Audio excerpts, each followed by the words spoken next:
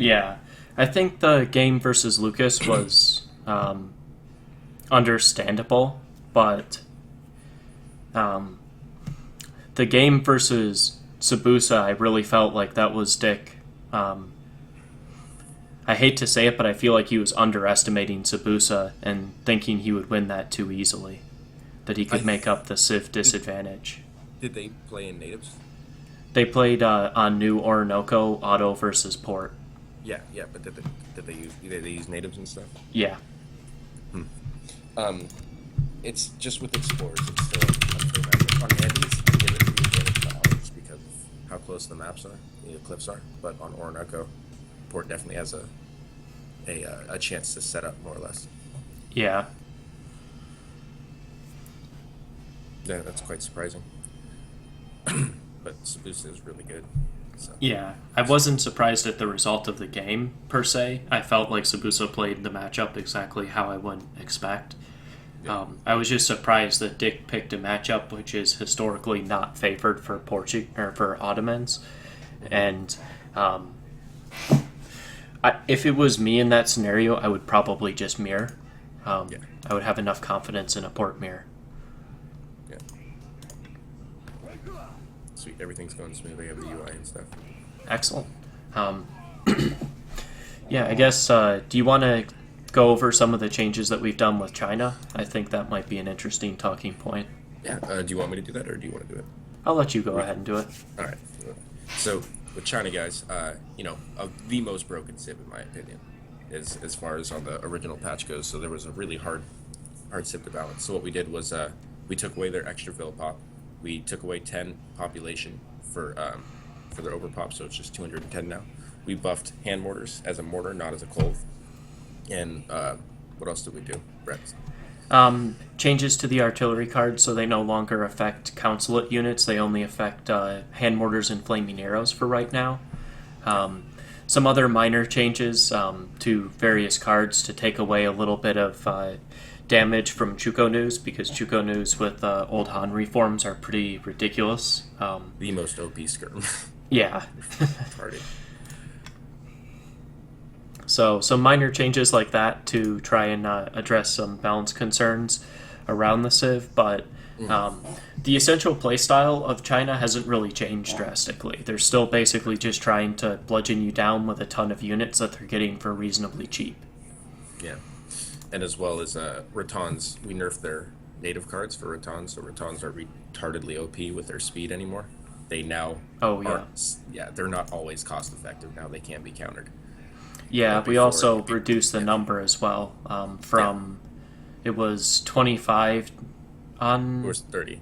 30. or 30. Yeah, so now it's 25. Sorry. Yeah. Um, anything weird with their decks? No, it's pretty standard. No, I wouldn't expect too much. That would Uh, be weird. Yeah. Flying Crows is that we nerfed. I don't. We didn't say that. Flying Crows are now always a one. It's just a one shipment, hmm as well as they cost gold, and you can have six out at a time. One of the reasons for that, because a lot of people say, "Oh, flying crows aren't as good." Um, the reason behind nerfing it to one is because of the Confucius gift card, which basically gives them instant shipments. Yeah, So if you have two artillery pieces that you can ship constantly, instantly, that's really, really strong. And we didn't feel that made sense. So we felt that there should be a cost. There should be the 400 coin cost, and it should slow down the rate at which you can get them so you don't get that massive six very quickly. yeah. Oh, yeah. And we took heavy cannons away as well. Ah, true. Yep. The consulate that gave heavy cannons now gives two horse artillery and 11 needle gunners. Mm.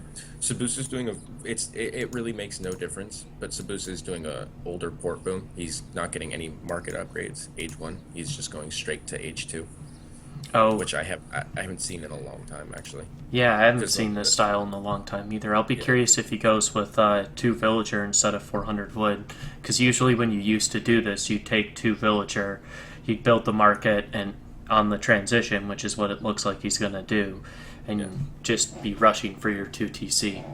He does need to have stuff like 20 or 2 or 3 villas on coin right now, so we can get his hunting Hunting dogs dogs, right yeah. away. Yep. he's gonna be way over gathered on wood, and Yeah, he's his fills already right now are not. Yeah, his fills aren't gathering as efficiently as they could be. he's already over gathered on wood. Actually, there we go. Because he's got 158 wood right now. And it doesn't look like he. Oh no, he's doing 400 wood. Age. Okay. He's not doing two fills. Yeah. Lucas's boom is going smooth, for sure. Yep.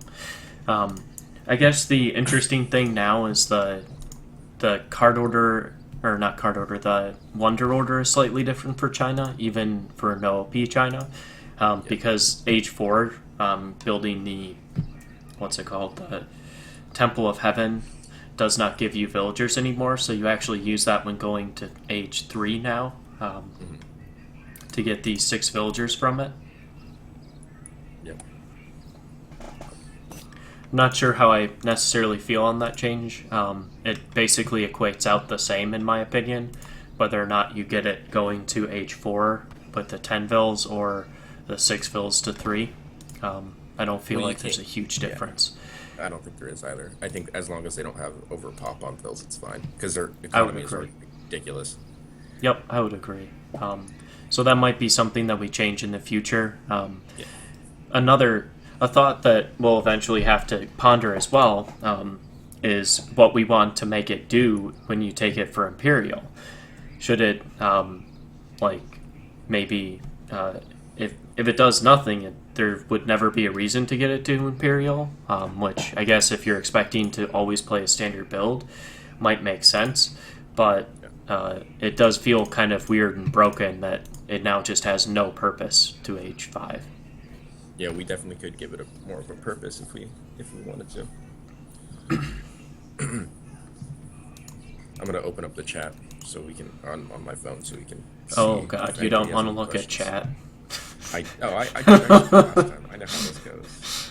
I mean, it was when Gitch was like flaming earlier and everyone was just like having their pissing match. I was like, oh God, what's going on? Hey, stop, guys, just stop. This is completely unnecessary. I'm gonna say something, on age related last night. Everybody, we all know Melky _ he got pissed drunk last night and threw up. Standard. Off of cider. Oh, he's gonna kill me. And his 3% beers? No, he didn't have any of the 2%ers. That was great. Well, Storm was telling me that he was getting pissed drunk on Paps and Grain Belt, which are... Yeah. Paps is like 4%, Grain Belt is the same. So it's like, I don't know how you're managing that. Yeah, he's fucking crazy. Storm is crazy. He gets real racist sometimes when he's on the bar. Which goes to show, it's the racist drink. Well, and it's called Grain Belt. Sabusa still has yet to get his H2 coin card, which is, in my opinion, not the optimal boom for port. H2 coin card? Or not coin card, H2. Oh, upgrade. Yeah. Yeah. From North. Yeah, that's an interesting... I don't know why you would do that. But it is port. There's basically, as long as you max fills by 22 minutes, you're gonna boom, relatively well. Yeah, you're honestly maybe gonna matter. Alter your score by like 2-3 points or whatever. Yeah. Nothing that wouldn't be within normal variation of the boom anyway. Exactly.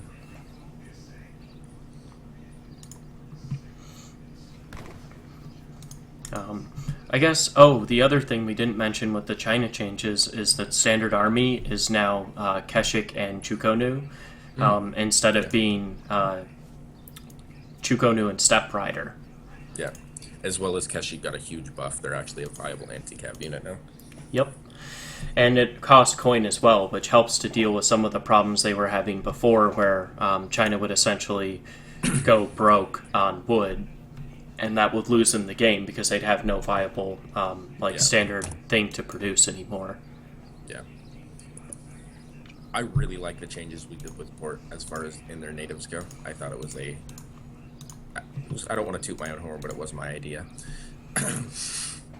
I think that they play out pretty decently now, Yeah. especially um, the overall like play style of the Civ hasn't drastically changed at all. I think they're one of the better cases where we've kept the spirit of what the civilization is. We've just helped to address some of the shortcomings they've had.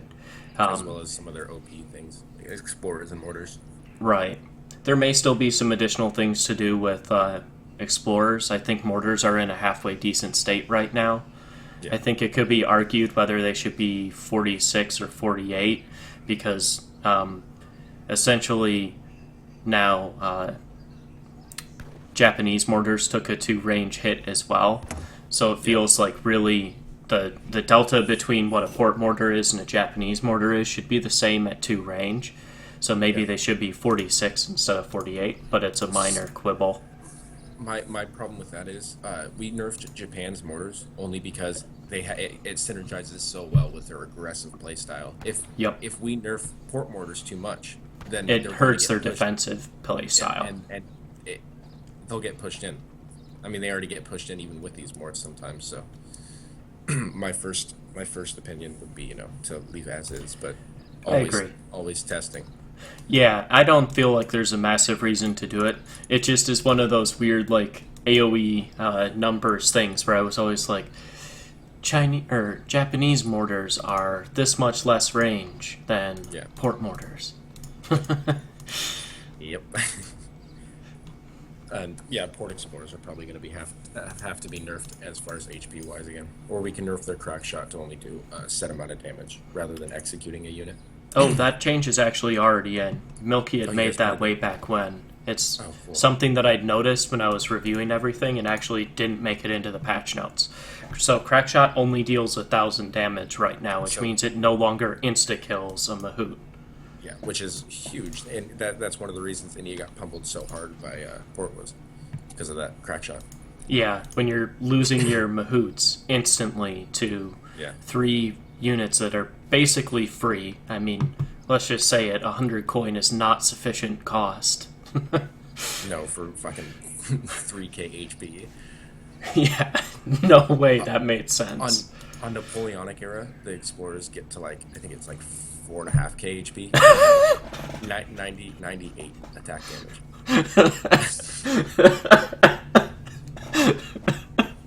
Okay, so that's like your entire musket mass in 3 units. That's one of the only times I ever beat Dictator was because I played Port on Napoleonic era and they give you an extra one too. I'm sorry, 4 explorers. 4 explorers and a dog. Don't forget that. And the dog. It was brutal. That seems like a really, really balanced feature. It was great. The herding on both of these guys have been definitely subpar. Yeah, more so Sabusa. Like, the amount of ills he just has stacked on that one far hunt, and they're actually, like, in the wrong direction, too. So every time they just kill something off and then go and eat something else, like is going to happen with the one Guanaco right now, boom, just herd it away from you. Yeah. It's really important, I feel at least, to kind of focus on some of those small things, because it's what'll make a boom more consistent. It's just the fact that you're always herding consistently, always shooting it in the direction of your TC, things like that. And again, as this port, it doesn't matter that much, especially on a 1v1 since the walking distance is so short. But it's still, 50 points can be the difference in a lot of games, especially at high elo like this. Yep. We even saw it yesterday with the matchup of my brain's dying here, Gitchin versus Lucas. That mirror, there were some mistakes in the beginning in decision making, but Gitch was also just down 100 points in boom. And that's a pretty hard thing to recover when you're playing a mirror. And Lucas is well known for he is by far the best boomer Age has ever seen as far as Germany goes, and Brit. I've never seen somebody hit 2,700 on a consistent basis as Germany every game. Yeah, and his boom was really crisp, really clean. And like it was the small details. It was things like herding and stuff like that that was pretty noticeable. Where Gitch had a lot of hunts that were kind of wandering away, or he just didn't gather because he never herded them. Whereas Lucas was pushing them all towards his base. By the time he was in H3, he had all his hunts in his base. So as soon as his settler wagons could pop, they could go to a tree, go to a hunt, whatever he needed. He wasn't walking a huge distance to do that.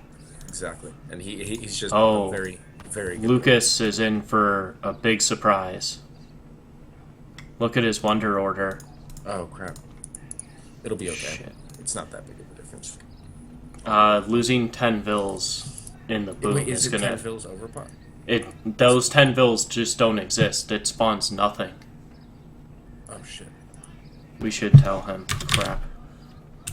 Yeah, we should have said something.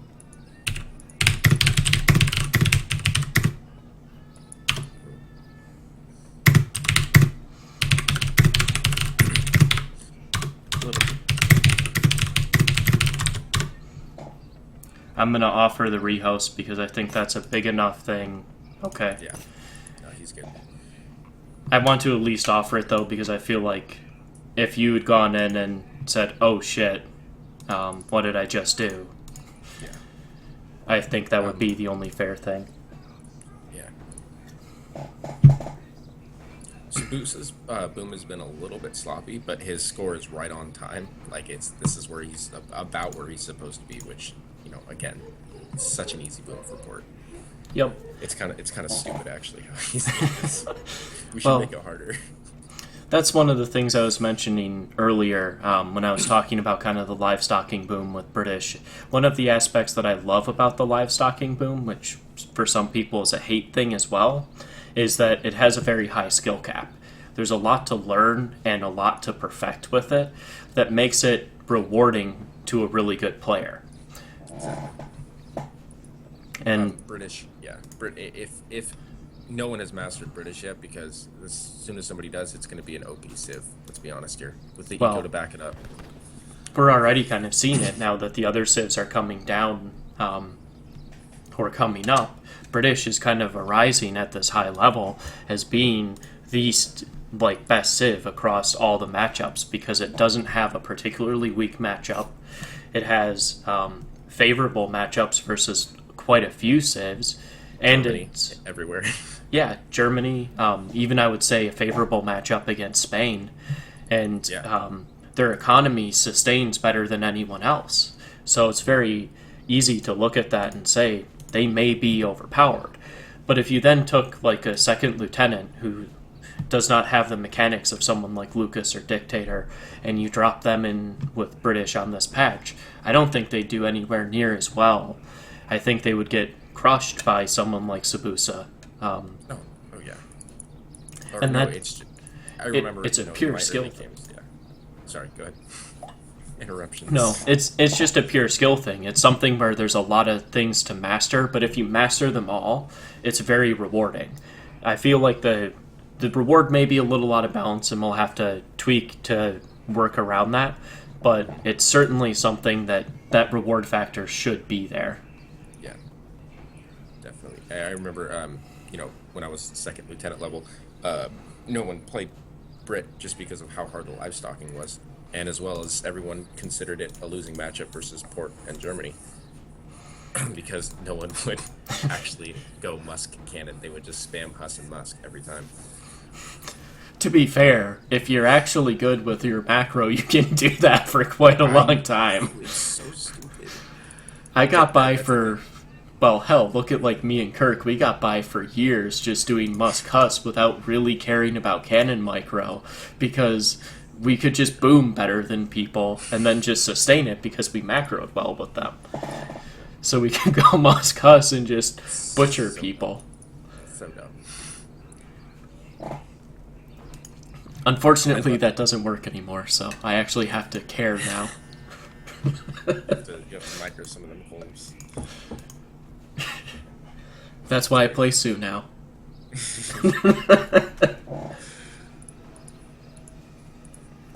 Someone asked, what's a good unit composition for China versus Port? And that would be a mass melee with chucks in the back. Port, you want to force Port into making musketeers, Yep. because musketeers will die real quick. Yep. So I would honestly expect to see basically like standard army and then native with the double cav army. So you're going to try to push that double cav army with the Nats into them, which, as you said, forces muskets, and then the Chucks just completely murder that. Yeah. Yeah, if you ever want to be, that's the one thing you got to know. Versa Port, as almost all civs, if you can force them into making musketeers and you're doing okay in the cannon war, you'll probably end up winning. Yep. As long as you're putting up a fight in the cannons, not getting stomped. I guess the corollary to that would be what's the unit composition that Sabusa's going to want to be on in reverse. My view would be that it should be Cassador, Hussar, with essentially some mortars backing and natives. I think And that's lots of the walls. Yep, and that's the comp that you would want. Which actually, if you think about it, that's Sabusa's comfort comp with ports. That's pretty much what he does in every port game, minus the natives. He's very heavy on the Cassador Hussar style. Doesn't really love to contest the artillery war, just uses mortars to shell you down and try to push over you, which plays to this matchup. The thing is, if Lucas does get a good push, and it's gonna force Sabusa into going Goon Musk, he's gonna have to go double anti-cav, and it's just gonna drain on his eco. That's Real true. hard. Yeah. Port has a great Musk, guys. They asked about Port Musk. You wanna get that actually, because I think Yeah. they're a little confused. Yeah, Portuguese have a fantastic musketeer. They have 3 cards that affect it, and on top of that, they have the Royal Guard upgrade that gives 10% more HP and damage. So the combination of all of their cards makes it a very, very good, well-rounded unit with good damage, good HP. The reason Port don't want to make musketeers is because it's an extreme food drain on their economy, and it's not a very efficient unit against skirmishers and other things like that. So it's not a very worthwhile unit to make against a civilization like China.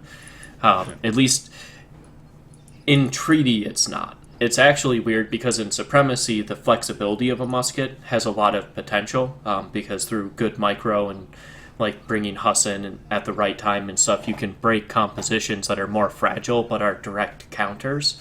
Treaty is less so balanced around that. It's unit interactions. Muskets don't interact well against Chuko News and things like that. An A+ response by Brett, everybody. I'll take that. That was good. That was good. In fact, Yeah, I think the only civs that have better muskets are Spain, Japan, and Brit. I think Port is at least even with a Janissary. Sepoys too. Sepoys. Yeah. But Okay, out of all Euro civs, they have the second, not counting missionaries for Spain, they have the second best Musk down from Brit. And that's only because Brit has, 15 more HP than them, or 20? I think it's more than 20 because the Church Tech gives 25%, and then they have 3 cards that affect it at 15 and Royal Guard. So it's got to be more than 20. It's just the Church Tech that they have over. Yep. Port. Yeah. Yep. Otherwise, they'd have the same stats. But that Church Tech is really important for Brit because musket is the primary unit you make. Yeah. And they have the eco to back it up. Yeah. That's a thing. You can see as how British players play, like as the Civ. They only can make Musk because they have the eco to back it up. Musk dies so quick.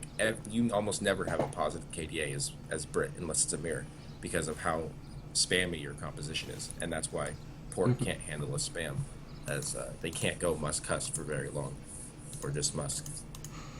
That's why you'll also see Russia has actually now quite a few losing matchups because basically Strelets are not...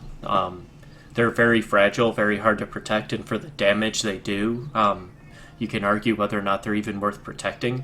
So you tend to be very heavy on Musk cannon compositions, which is all down to artillery war, but they lose artillery war against quite a few civilizations. Well, I don't know about anymore because they have fast fast artillery. True, Engineering. true. But essentially, you then have to toss all your eggs in the basket of being on top of your artillery war. And then you're just trusting I'm a better player than my opponent. Yep. Although Musket Cossack is kind of like Musket Huss, except even more pop efficient. But they don't have the economy to back it up for a long period of time. Yeah. Someone asked about doing some balancing water and doing water booms and stuff like that. As far as the patch goes, I don't think we'll ever do that just because it's too hard to balance and water does cause lag on almost all computers at some point in time. Especially for treaty with like large warship battles and team games, that would just be terrible. Yeah, maybe on a 1v1 you might be able to do it. If you want to balance that, you're more than welcome to. I have no desire to.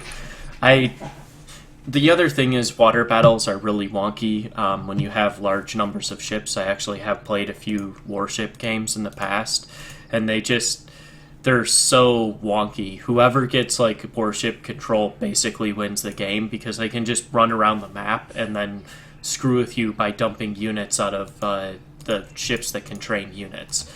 Yeah. So it's like daimyos, except every civ has them, and any advantage you get on water just snowballs the entire game. Exactly.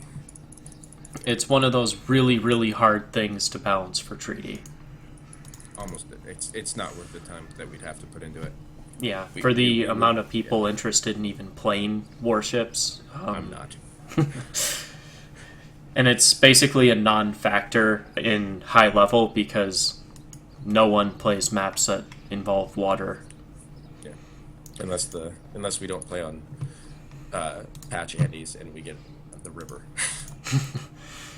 But even then, you just resign. Yeah,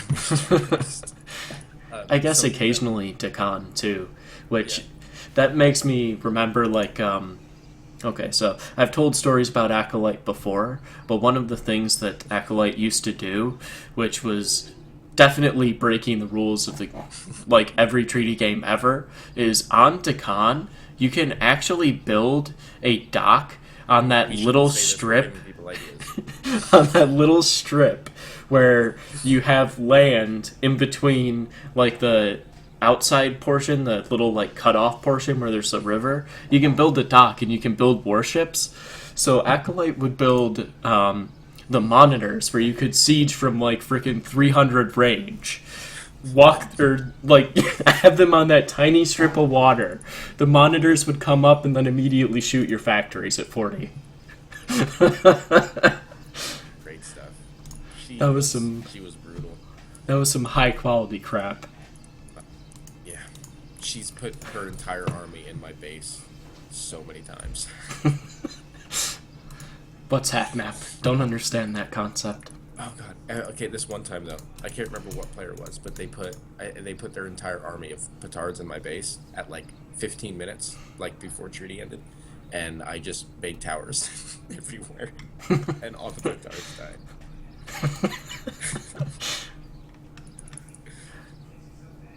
Yeah, it was great. Forward base positions pretty normal looking for Sabusa. One of the things we've been talking about kind of on and off is basically what makes sense for positioning. You definitely want some coverage over the middle, but I've been saying that you also need some coverage to be able to easily go towards your natives depending on how first fight goes and how people split their army. Mm-hmm. So this is like a perfect position. Yeah, and as personally, I would definitely want a more defensive wall in front of my FB because you're going to get pushed no matter what, and a wall would be a good thing to fall back on right in front. I think at least. Absolutely.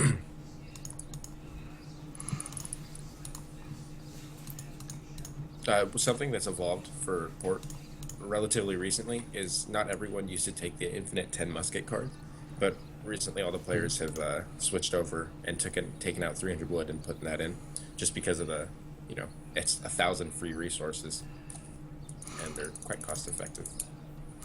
Yeah. They're effective, cost effective. Sorry.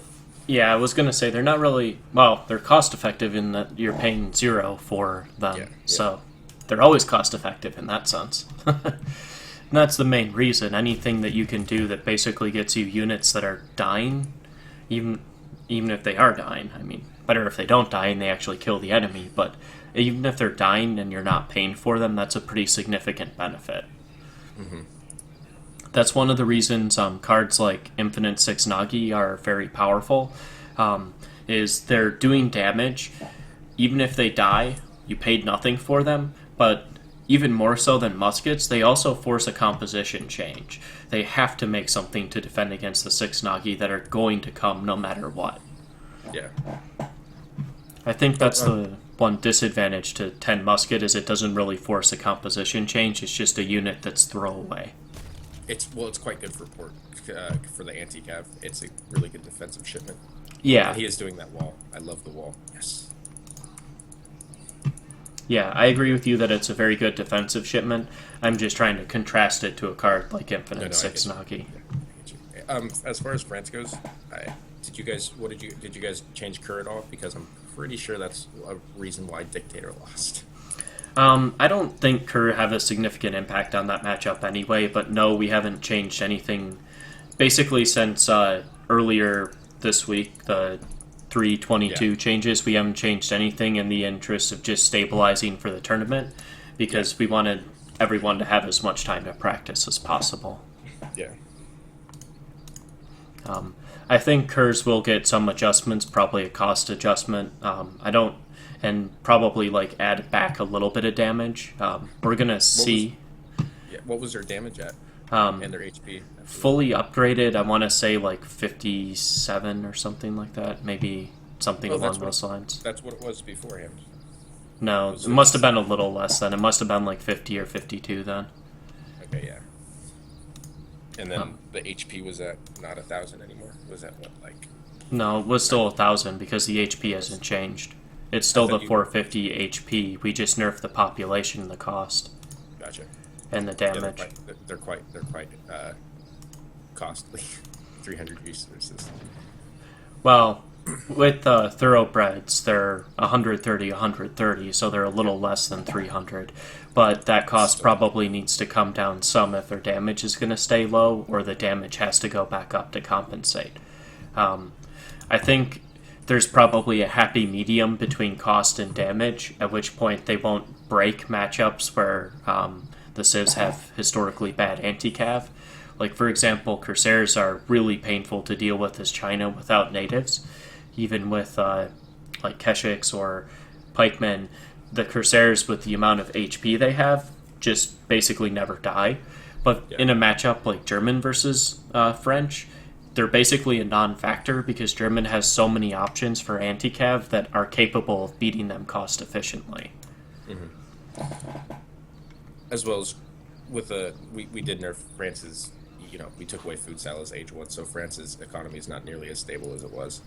That's true. I think that was honestly the bigger contributing factor to Dictator's loss against Lucas was the fact that Dictator traded, in my opinion, a little too late, had too much or too little food at 40, and was basically banking on winning first fight hard enough to be able to let his food recover and gain back. And that's not the way the game played out, which put him behind from the get-go. Yeah. Matt, you bastard, messaging me on Facebook.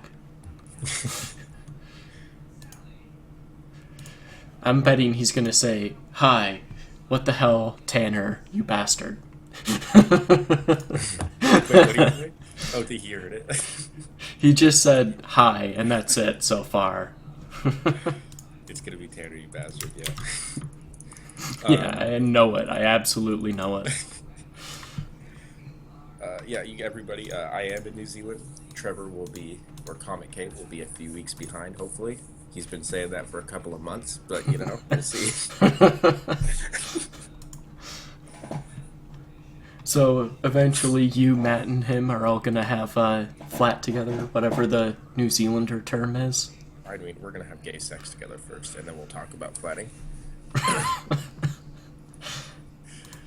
It's, uh, Ponaki, Punu. I don't know how to say his name. They don't say That's he's. that's Gitchin Lord anyway. Oh, that's Gitch. Yeah. Hey, Gitchy. He doesn't like the flying crow change, but he doesn't play China, so fuck you. Wow. Starting with the disrespect now. And No, I'm the bias caster. I'm trying to. I've been hanging out a lot with you lately, so I need to start acting. I at least try to have respect to the players, man. I think the flying crow change is really necessary. They're almost as good as rockets, and they ship so fast. I think the one thing we might consider doing, because China's economy took such a big hit, is Yeah. reducing the cost to be like 200 coin instead of 400. That way, Yeah. that way it's not as big of a drain that you are sending two shipments to get the same number. Because essentially we've doubled the cost to get the mass now. If you were to think of it from the perspective of just tacking the cost onto the existing shipment. Yeah.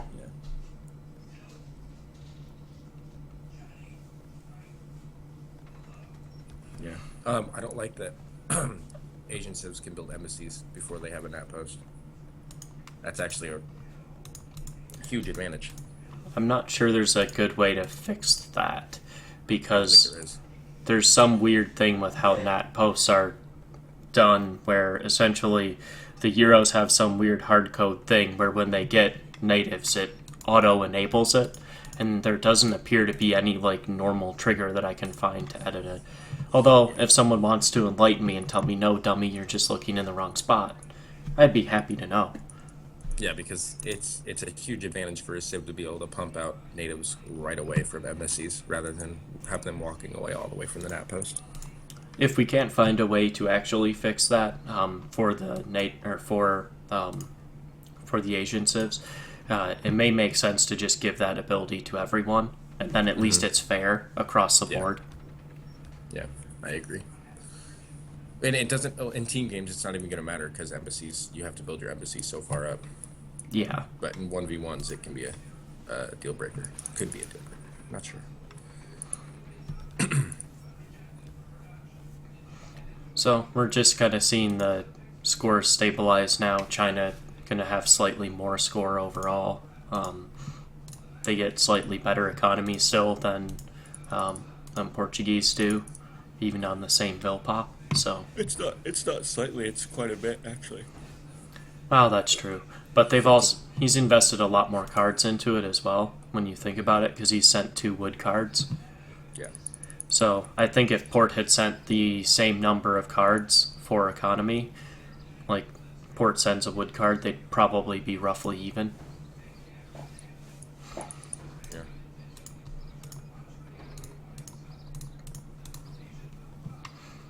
I mean, you can even see it. There's only like 100-point different, or 150-point difference, which is really probably just down to 2 wood cards. China's start army is super good, and I completely disagree with this 15 Huss. I understand that he's going to try to get an aggressive push, but as Port versus China for the start army, you should just really concentrate on setting up and not getting snobbed right away. Yeah, I that think was- you're better off sitting back with Cazadors and stuff and just kind of camping it.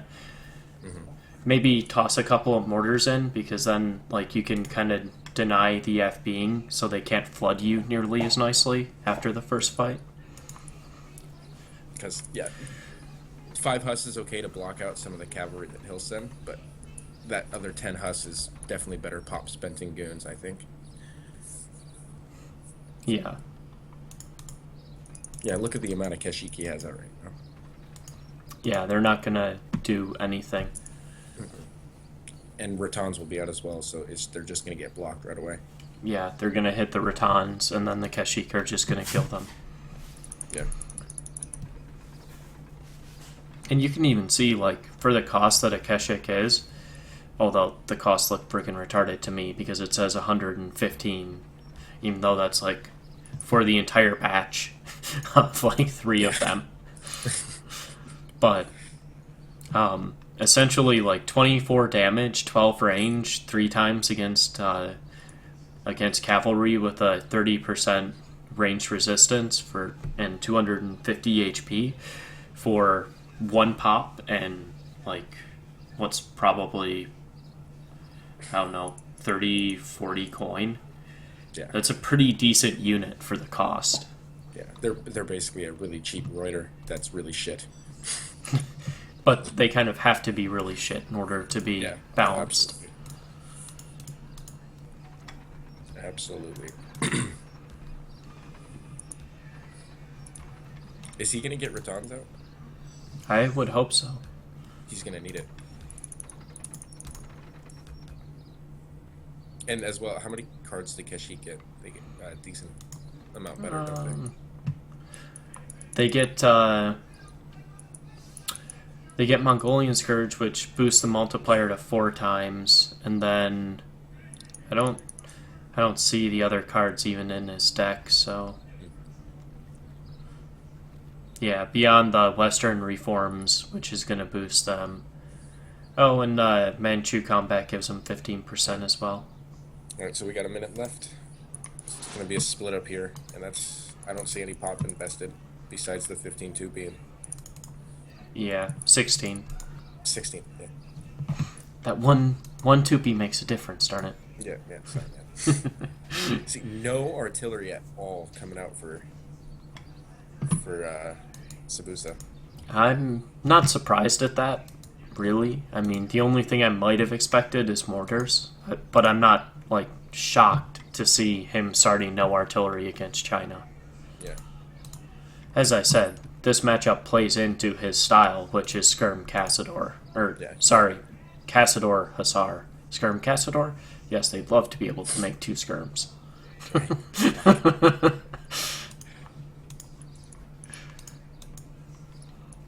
I don't see a lot of aggressive build placement, too, as 40 hits. I think this little split from Lucas, he has the better split here because Disciples are freaking awesome in this setup. And he's sending his Gendarme too with the mortars, and those Hus did nothing.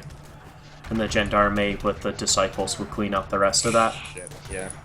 This could be bad. Yeah.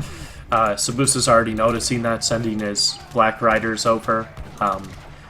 The main fight definitely going in Lucas's favor as well, and he should be reproducing Disciples out of his Explorer as soon as like any start dying off.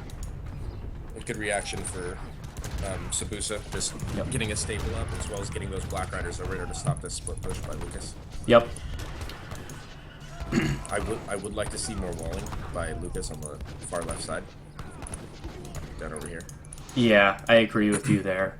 One of the things I've been noticing throughout is everyone, besides maybe Gitch, has been focusing a little too little on walling. Yeah. I think it's a really important thing, and like if your opponent doesn't wall this stuff, I honestly say you should go and put a wall up yourself and just toss one mortar behind it or something like that. Do something to split attention. There's too much commitment here by Sabusa.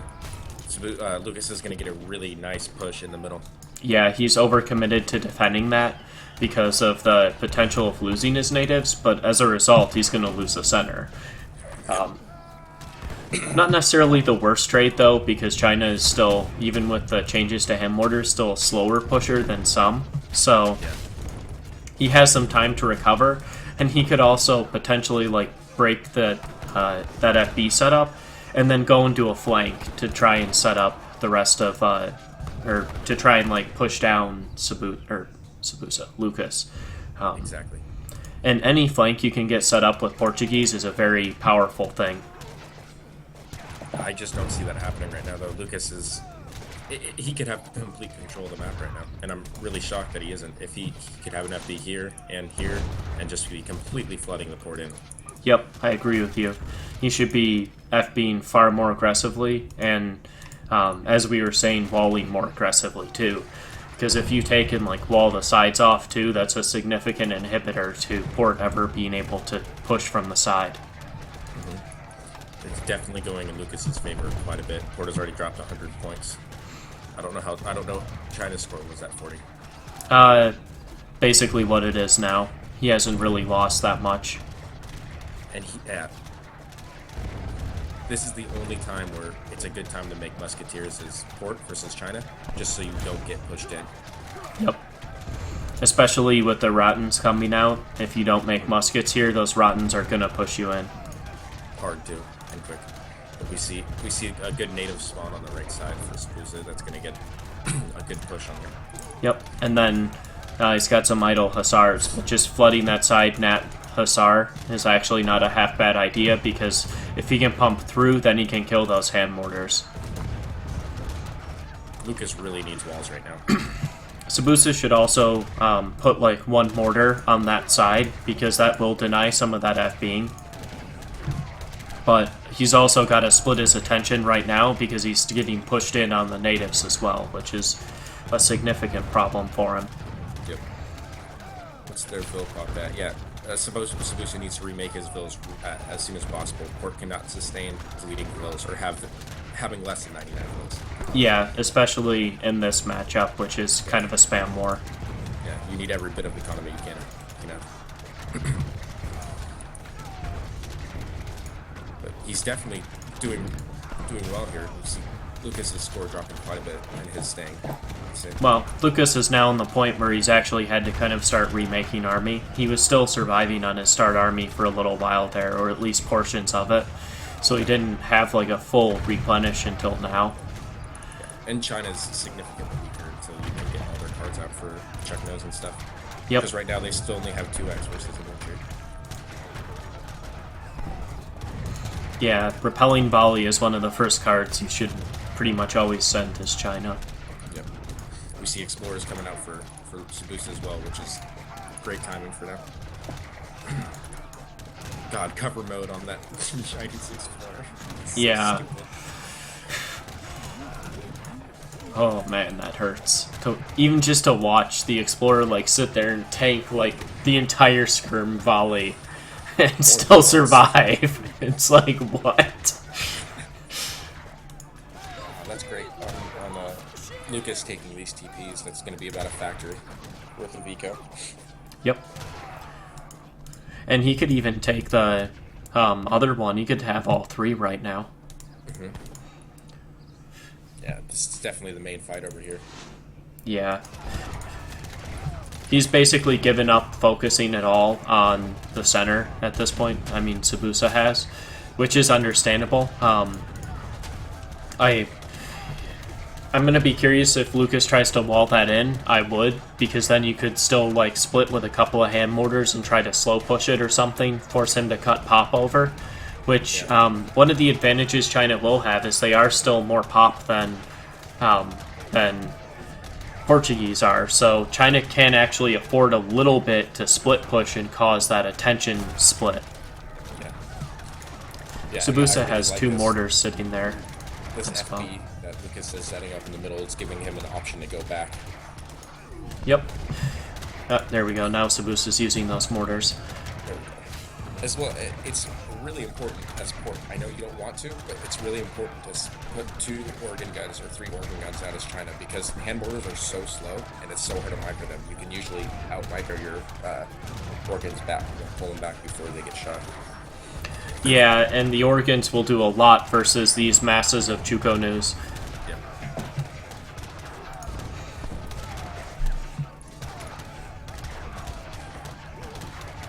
Apparently we're getting frame drops. Crap.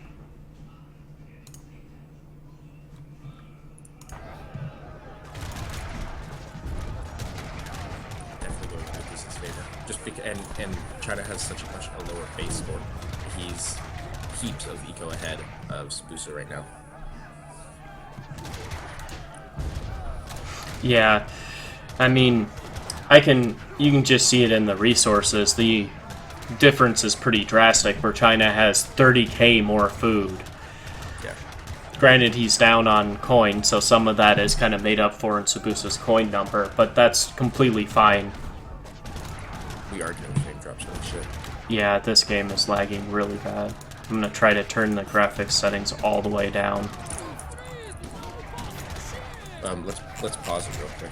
Yeah, please do. I don't have a pause button on my laptop. Oh. You don't have an F7 key? No. I'm not joking.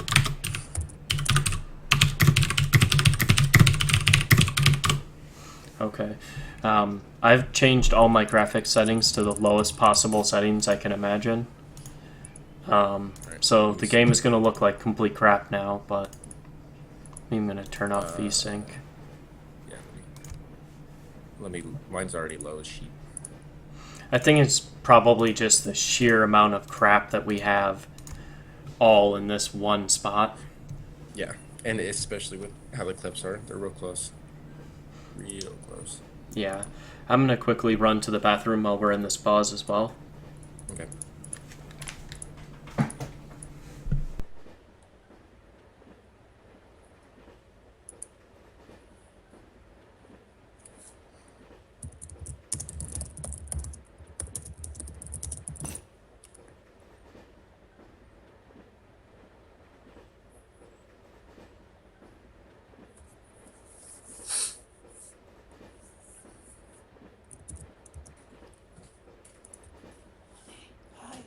Peach. Hi, Peach. Kitty, kitty. She's like, Oh, she hates me. Guys, my flatmates have a cat, and she hates me. Nope.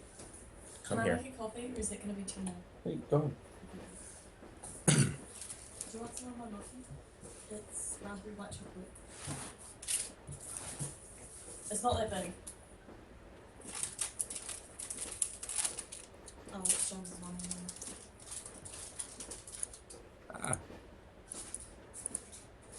Okay, be right back, guys. What is it? Raspberry white chocolate. I can't eat that. No, we'll take that. No, that's your Oh, and did you see I got you those things? You have to share them with James because I only bought one. Marshmallows? I am back. Yeah. They taste like marshmallows. Yes, marshmallows. What are you doing tonight? Nothing. I work tomorrow. Okay. I don't think I'll Did James already give you your Easter egg? Yeah. Can I open it? Yeah. Okay. Today's the day. Oh yeah. So, should we not want any? Yeah. Alright, I'm back, guys. I would not recommend looking at chat right now. Oh, this is fucking hilarious.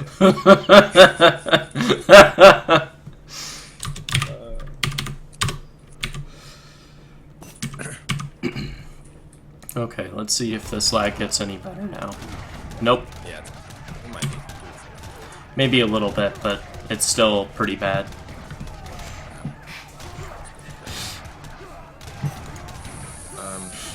It might be me. I can go ahead and leave. If it doesn't get better in a second. Possibly. Game volume is so loud now. It's pretty good. What are you talking about? Yeah, it's toning down some. There we go. Now it's back to being at a good point. Yeah. I'm not even gonna look at chat right now because that is way too distracting. It's so bad. It's great. It's so great. Chat has gone full on 5-year-old.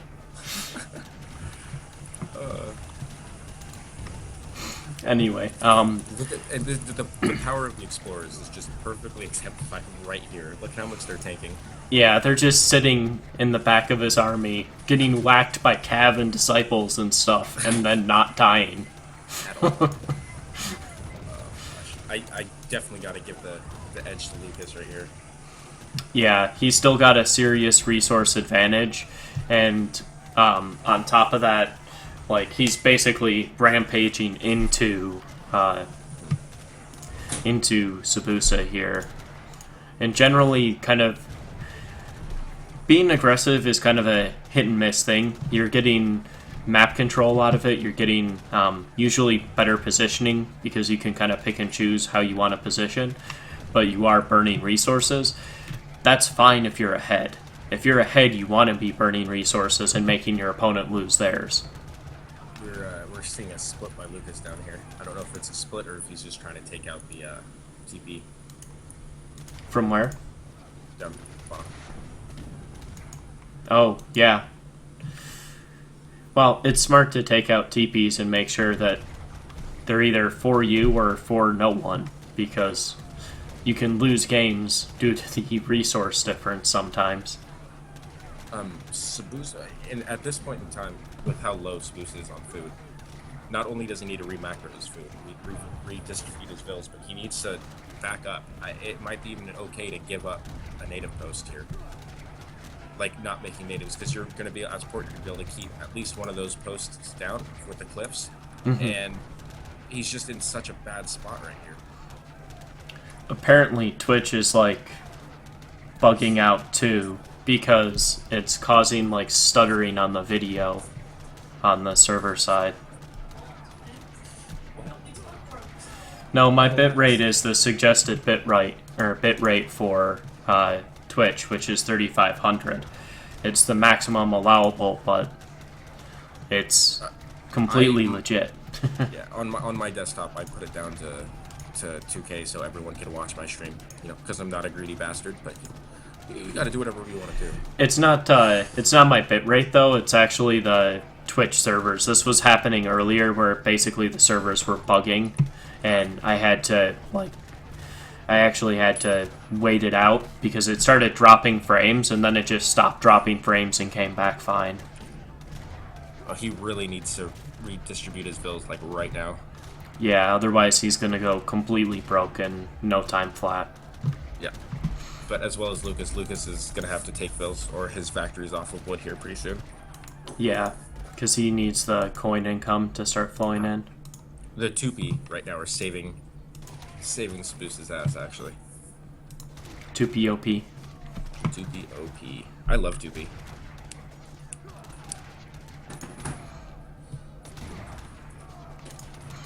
Yeah. I mean, the other thing is, disciples are really, really good for their cost. They're one of the things that helps China's push quite a bit, because it's basically like having a cav unit. Yeah. How much do their critical strikes do? A ton. way more than they should. Oh, that's great.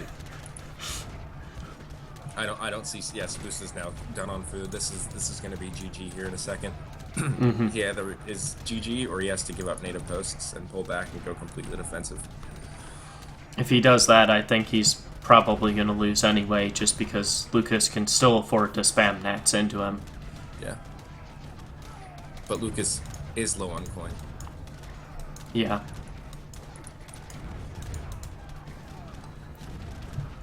But the thing is, China can be low on coin if they're predominantly producing Old Han and natives. And like, that's all he's doing right now. Yeah, so there's not a huge concern around that for me. Yeah, that's looking like GG. Yeah, Twitch is doing the thing where it, like, shoots the video forward and then cuts it backward, apparently, which is purely a server-side problem. Yeah. He needs to stop producing natives right now. Yeah. Otherwise, like, he needs to focus predominantly on just producing skirms. But the problem is, if he doesn't produce natives, he's just going to get killed by Rattans and Cav anyway. Yep. That start really fucked Sabusa, I felt like. He wasn't able to get enough towers, walls up, or a set position. What army is he producing that has step riders in it? I think it's Gang Pikemen and Step Riders. Interesting. They're trash, so who cares? Yeah, I just find it interesting that he's producing an army with step riders. They're so bad. Double Cav army is always better. Iron Flail actually, like, with the one splash and the HP and stuff, are pretty decent units. Oh, they're great. And, man, Meteor Hammers with their 0.4 range resistance are just so tanky. Oh, and Meteor Hammers have a weird thing, too, where they actually have, like, it's something stupid like one range or something like that. So they show his hand, but they actually don't cause a skirm to engage and actually go into melee, or a musket to go into melee when they I'm hit. looking at that right now. They do have one range. That's hilarious. Yeah, so when they hit, they don't trigger the melee attack, which is actually a huge thing against muskets. That's hilarious. Yeah, wow. Sabusa's economy definitely, he gathered way too much wood. So, a lot of his score is fake. It's empty resources. Well, But that amount of wood that he has isn't necessarily bad if he's gonna No. if he could produce natives. He just can't right now. yeah. The bigger problem is that his score is pretty much all in coin right now, which he can't really spend. Yep. I was talking about Lucas with the 13k wood. Oh, Lucas, yeah. Well, overgathering wood is not necessarily a bad thing. I would always err on the side of having too much with China than too little. Yeah, especially with China, but still, if Sabusa is able to hold out here, which I'm sure he's going to try to do, it could present a fairly large problem. Yeah, because he could wind up with a really bad distribution at that point. Yeah. No flying crow yet, actually. That's an interesting thing. Oh, there's the first one. There it is. There she blows. And Lucas's micro with his hand mortars this game has been completely phenomenal. He's been able to out micro Sabusa on every step of the way. Mm-hmm.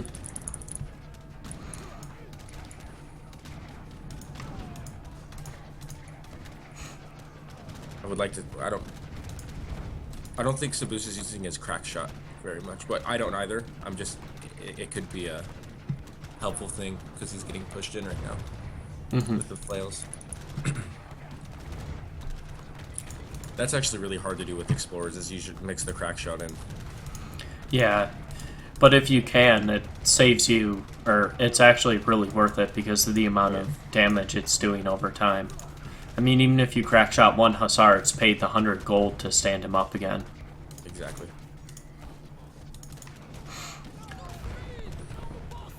It's gonna be 4 native, but he can just split at this point too with 4 native posts. The sheer army size China has, there's just no way Sabusa can come back. As far as I see it. Yeah, I don't see what Sabusa can do from this position that will really give him a chance to recover. Once you've basically drained with port, you're never really getting the economy back. There's no way to play like 10 times more cost efficiently than your opponent. Just realized that Sabusa hasn't remade all his builds yet. He's still at 92, and I'm curious to know if he was at 92 the entire time. Probably. Those were probably his F-Bean vills that died, and he just never replaced them. I think those are the first calls of the entire game from Sabusa as well. No, he's made about 12 goals. I'd say.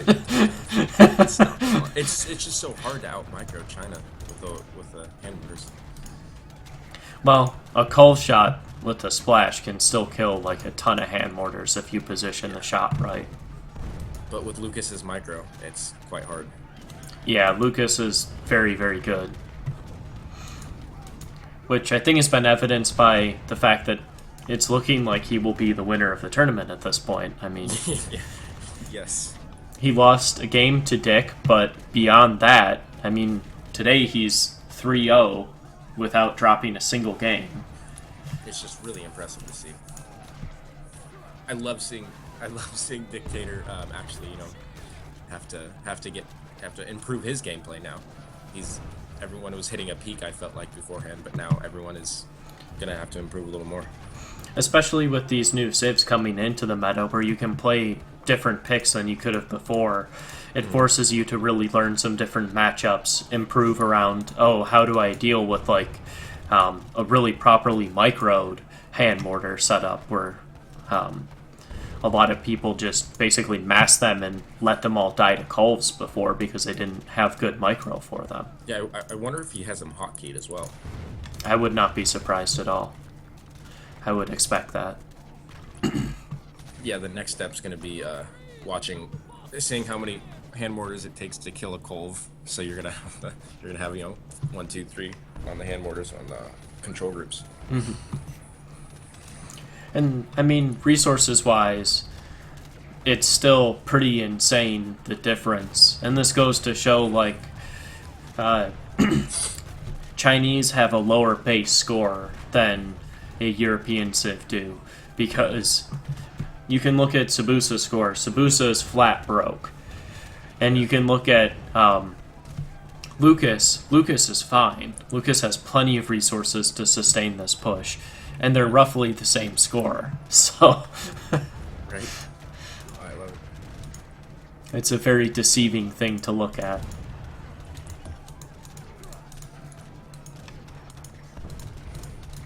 You can see how good flying crows are here too as well. Yeah. The 5 splash is one of those things that's really underrated too. Any unit with a high amount of splash, even if its base damage isn't particularly high, just the effect it has on formations of units is pretty heavy. Yeah, that's why everyone was underestimating Great Bombards. They're actually insanely strong, especially now that they're back at 28 range. Mm-hmm.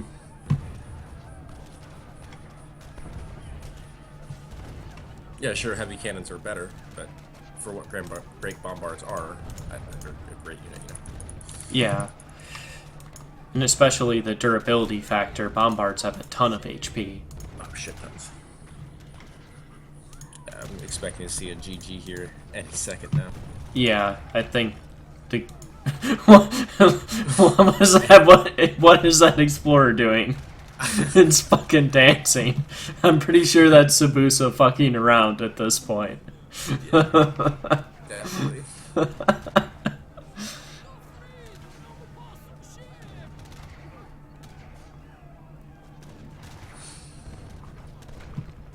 I have to go to the bathroom very bad right now. Ow. Well, I think you can safely do that. We gotta talk about after the game. I'm pretty sure at this point this game is certainly decided. I don't see a way that Sabusa comes back from this position. Lucas could resign, so let's just... Lucas could basically say, you win this one. GG. I don't think that's a high probability possibility. But I also don't blame Sabusa for trying to drag this out as much as possible. It is a tournament. You might as well play to the point that you think you truly are dead. I guess he doesn't. He's really hoping Lucas drops, actually. That's what's happening right now.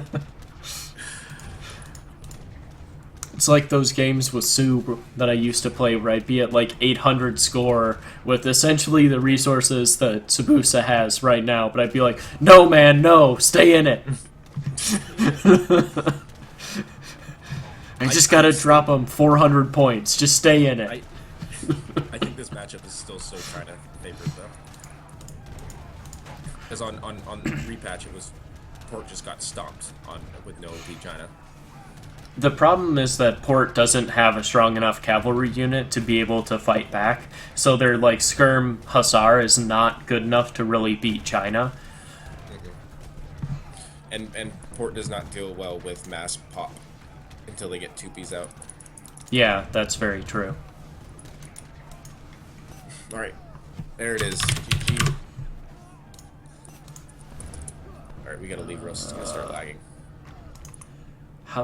Where the hell's my resign button, damn it? Oh, it's in options. I pressed quit, so I'm not gonna be able to look at stats. Oh. There we go. Well, the stats are probably not going to be that interesting. Considering it's China.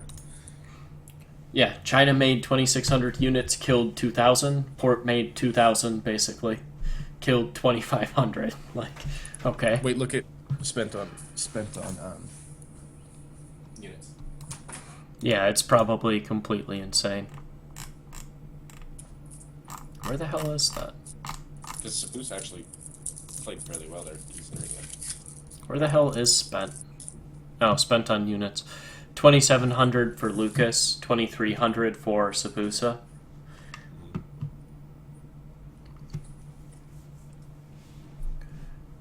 Another interesting number is just in the spent on improvements. Port has like 25k more invested in improvements, which is why their score looks so much higher, even though they have less functional resources. Exactly. Alright, well, Good game, guys. I'd talk more, but I have to go poop. So I'll be back in a minute if you want to keep talking. Okay. I hosted a game, Brett, if you want to join. Okay. Well, I'm going to at least go off from the ESOC channel so we're not conflicting too much with the Saturday SmackDown that Zuda's doing. And then kind of cut over to my channel here. So. Thank you to ESOC for letting us use your channel. Absolutely. All that nonsense that we say all the time. See you guys in a couple of weeks. See you guys. Thank you again to ESOC for hosting our invitational here. We're hoping to get a Treaty Cup going, but details of that are not finalized. You'll hear more as details arise.